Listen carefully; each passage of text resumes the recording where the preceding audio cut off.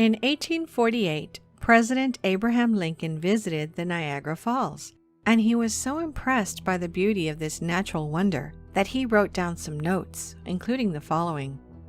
When Columbus first sought this continent, when Christ suffered on the cross, when Moses led Israel through the Red Sea, nay, even when Adam first came from the hand of his Maker, then as now, Niagara was roaring here. The eyes of that species of extinct giants, whose bones fill the mounds of America, have gazed on Niagara as ours do now. During the 19th century, there were many accounts of unnaturally large skeletal remains discovered in the ancient burial mounds scattered across North America.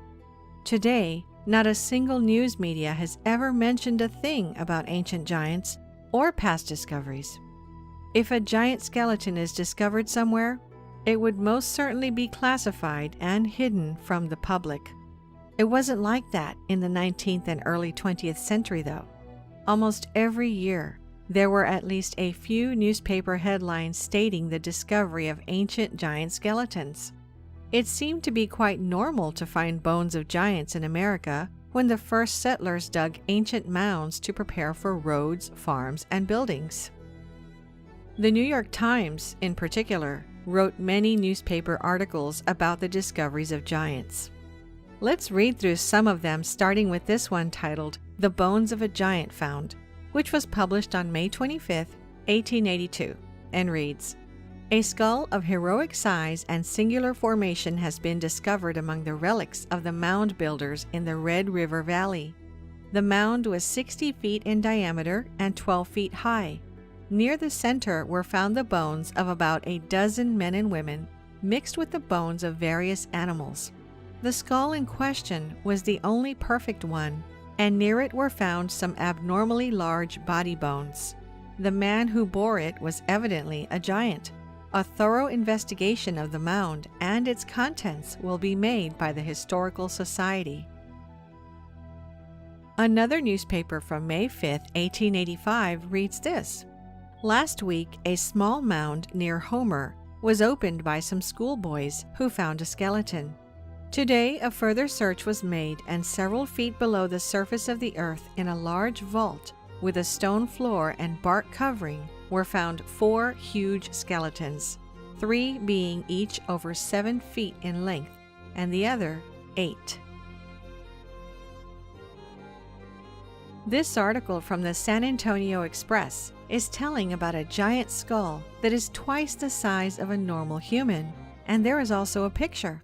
The article reads, "Beach giant skull unearthed by WPA workers near Victoria, believed to be largest ever found in the world. Normal head also found." That Texas had a giant in the beach in the long ago appears probable from the large skull recently unearthed on a mound in Victoria County, believed to be the largest human skull ever found in the United States and probably in the world. Twice the size of the skull of a normal man, the fragments were dug up by W. Duffin, an archaeologist who is excavating the mound in Victoria County under a WPA project sponsored by the University of Texas.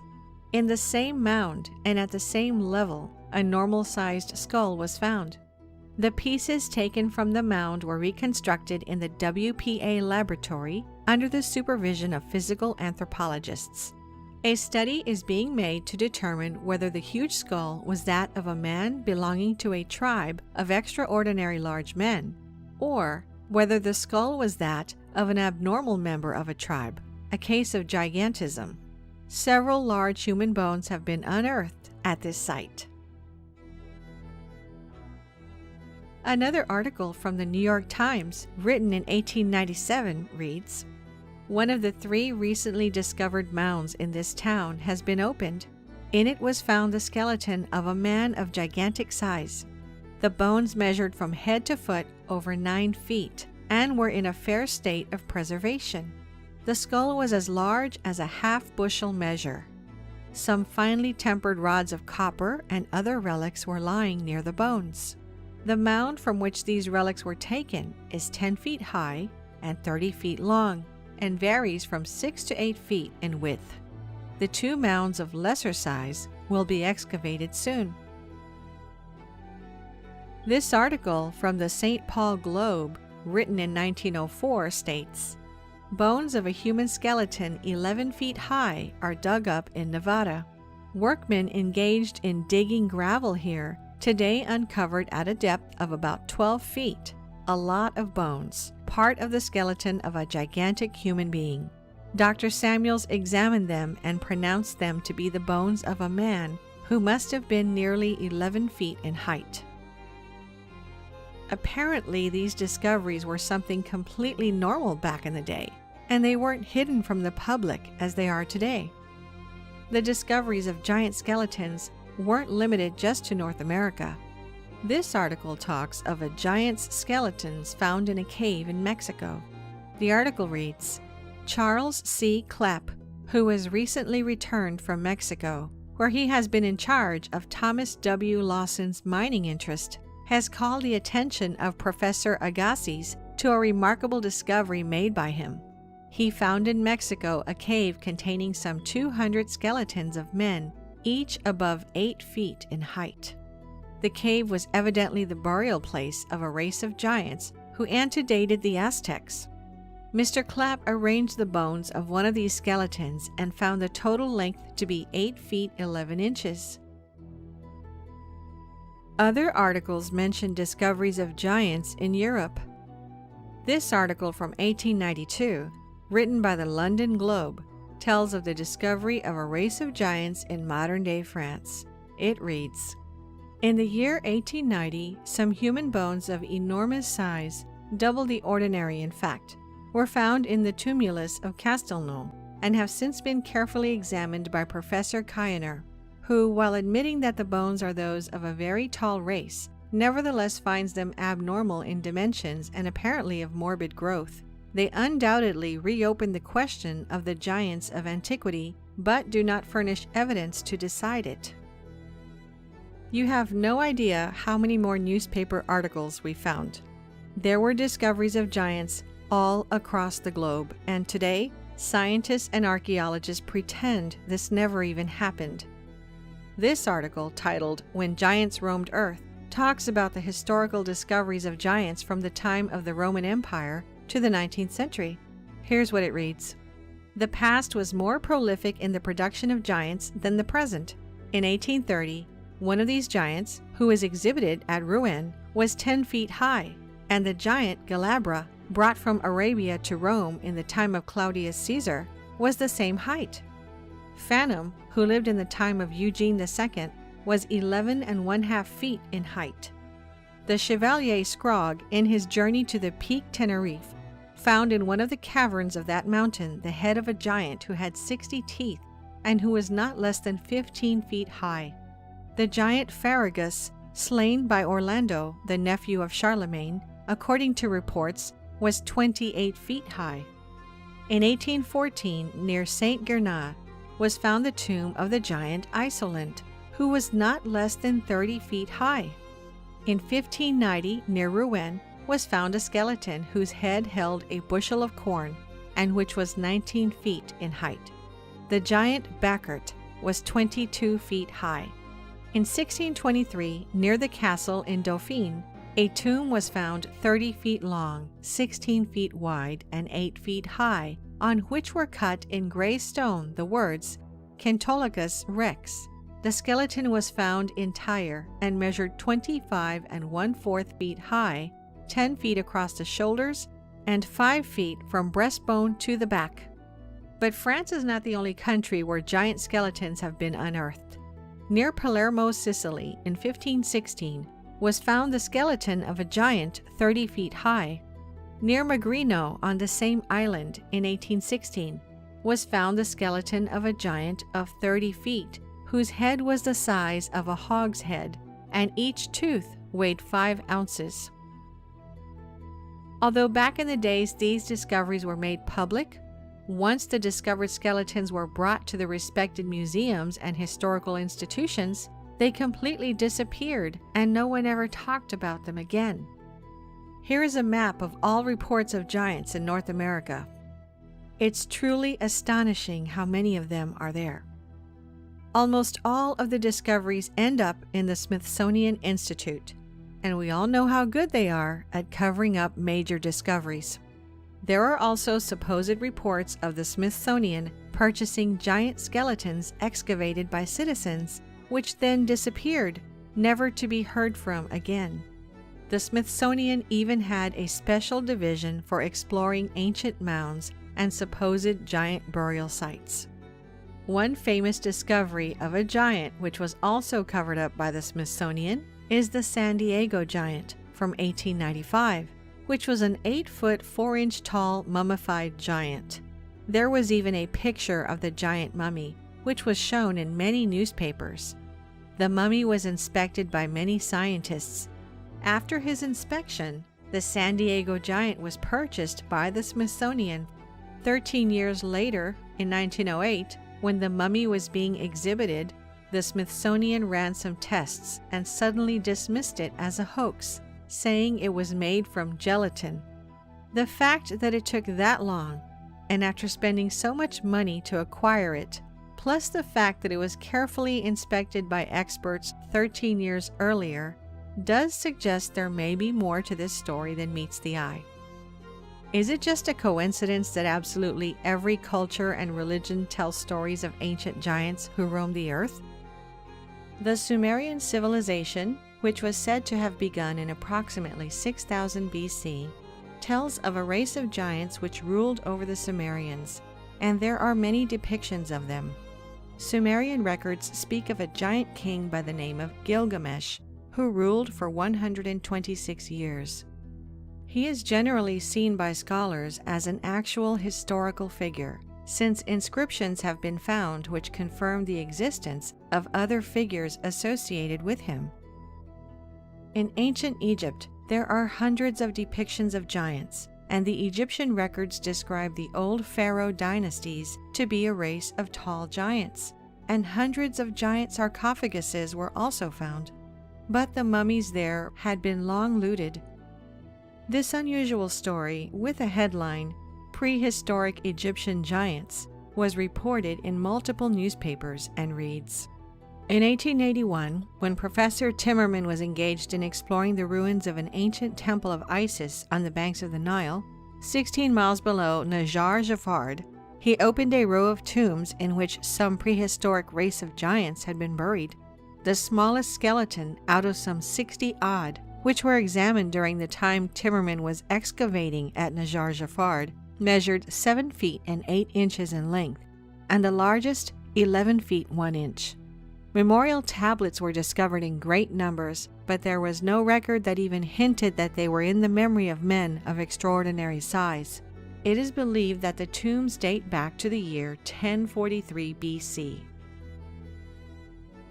According to the German newspaper Bild, an entrepreneur named Gregor Spory took a number of photos of a mummified giant finger in 1988. The owner of the finger was a retired grave robber who found the finger in an undisclosed tomb. The finger is nearly 14 inches long, and if it is genuine, it belonged to someone estimated to have been between 15 and 16 feet tall. The owner of the finger had a certificate to say that the finger was authentic, together with an X-ray image. Later, when Spory returned to Egypt to purchase the finger, the owner had disappeared, leaving us only with the photographs of this discovery. The Book of Genesis, which is the first book of the Hebrew Bible and the Old Testament, tells us the story of an ancient giant race called the Nephilim. The story of the Nephilim giants is further elaborated in another ancient manuscript, the Book of Enoch. Apparently, the Watchers, who were fallen angels, interbred with the women on earth, and as a result, the Nephilim giants were born. We know that these ancient manuscripts describe the Great Deluge, a massive flood which, according to scientific data, really happened. If the biblical flood was real, could the Nephilim giants also be real? The stories about giants don't end there. Every Native American tribe tells of the times when giants used to rule North America. and there were brutal wars between the giants and the Native Americans. The tribes had to unite together against a group of red-haired cannibalistic giants and fought them to extinction. The existence of giants could certainly explain some of the massive megalithic structures around the world, which by now had no explanation of how they were moved, like the Stone of the South at Baalbek, Lebanon, which weighs at a staggering 1,242 tons. On Mount Shoria in southern Siberia, researchers have found an absolutely massive wall of granite stones. Some of these gigantic granite stones are estimated to weigh more than 3,000 tons, more than double the weight of those in Lebanon. It's interesting to note that the original name for Stonehenge was the Giant's Dance, or the Giant's Ring. Stonehenge is a later Saxon name that translates to the Hanging Stones. Giants are also part of the Celtic mythology, the Greek and Roman mythology, the Hindus, Buddhist, Norse, and even in the Japanese Shinto folklore. In fact, there's an amazing video from an old military parade in Imperial Japan in which the Japanese proudly show this huge giant and parade him alongside the imperial soldiers. It's been said that this giant was the last member of a tribe of giants called Cha-Cha, who lived on an island with the name of Hahashima. There are many historical accounts of giants as well. Flavius Josephus, a first-century Jewish scholar and historian, wrote this: "For which reason they removed their camp to Hebron, and when they had taken it, they slew all the inhabitants. There were till then left the race of giants, who had bodies so large and countenances so entirely different from other men that they were surprising to the sight and terrible to the hearing. The bones of these men are still shown to this very day, unlike to any credible relations of other men." During the 1500s, when the Spanish navigators were exploring the coast of the Americas, sightings of live giants were also sighted. 3 captains of Spanish ships reported these taller-than-average native people on their expeditions to America, as well as Sir Francis Drake, Captain John Smith, and several other notable eyewitnesses. This is what Captain John Smith wrote about them. "The Sasquasahanogues are a giant-like people. They measured the calf of the largest man's leg and found it 3/4 of a yard about, and all the rest of his limbs were in proportion." In 1519, Spanish explorer Alonso Alvarez de Pineda was mapping the coastline of the Gulf Coast, marking the various rivers, bays, landmarks, and potential ports. Not far from where the river empties into the Gulf of Mexico, he found a large town and near it some 40 native villages. He described seeing many giants living in this village, and curiously, a race of tiny pygmies was also living there. Pineda described the tribes that settled near the Mississippi River as a race of giants from 10 to 11 palms in height, and a race of pygmies only 5 or 6 palms high. Perhaps the most intriguing and widely known tale of real giants in the age of exploration began with an account concerning none other than the great Portuguese explorer Ferdinand Magellan. Between the years of 1519 and 1522, Magellan embarked on his most famous voyage, a bold expedition to search for a good route to the Maluku Islands of the East Indies that would eventually result in the first successful circumnavigation of the globe. Magellan was given command of 5 vessels, and one leg of their voyage took them out across the vast ocean, all the way to the faraway land of Patagonia, at the southern end of South America. It was there that the expedition would come across a rather baffling sight indeed. Here's an excerpt from the diary of Magellan's official chronicler. "Leaving that place, we finally reached 49½ degrees toward the Antarctic Pole. As it was winter, the ships entered a safe port to winter. We passed 2 months in that place without seeing anyone. One day, we suddenly saw a naked man of giant stature on the shore of the port, dancing, singing, and throwing dust on his head. The Captain General Magellan sent one of our men to the giant so that he might perform the same actions as a sign of peace. Having done that, the man led the giant to an islet into the presence of the captain general.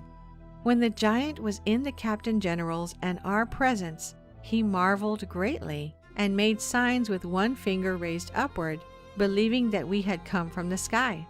He was so tall that we reached only to his waist, and he was well proportioned. It is significant to note that the above narrative is taken from the journal of the official chronicler of Magellan's voyage of discovery. That is the one person above all others who is tasked with recording and keeping the most accurate records of events and activities, whether exotic or mundane. This person is not only responsible to the commander of the voyage, but also to king and country for his eyewitness accounts as a complete, precise, and accurate testimony of events that occurred during the voyage. Based on his position and responsibilities alone, his first-hand eyewitness testimony of encounters with giants must be taken as factual information by an unimpeachable witness. To do otherwise is to trivialize the importance of the chronicler's fundamental accountability. Years later, in 1539, there was also the account of Hernando de Soto, another explorer, who came face to face with numerous giants during his adventures through the southeast portion of what is now the United States. De Soto had set out from Tampa Bay, Florida, with a contingent of hundreds of men, and during their trek, they allegedly frequently came across tribes of natives ruled by giants.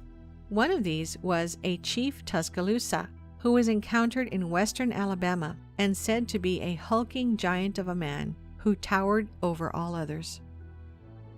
There are also the reports from the Spanish conquistador and explorer Hernando de Alarcón, who is trying to find a river that could be used to move supplies to Spanish troops along the coasts of California and Mexico.